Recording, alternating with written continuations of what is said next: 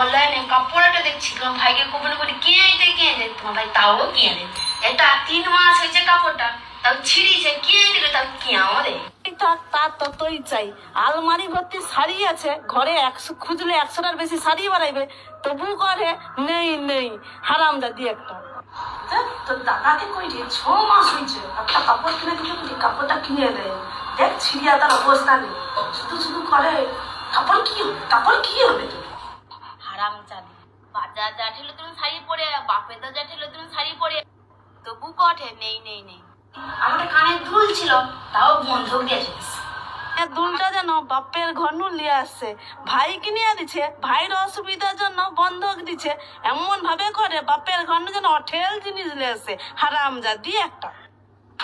আরে তোর তো তবু তো গয়না বন্ধক দিছে, আর আমার যে যত গয়না ছিল তো টাকা বিকিয়া গেছে।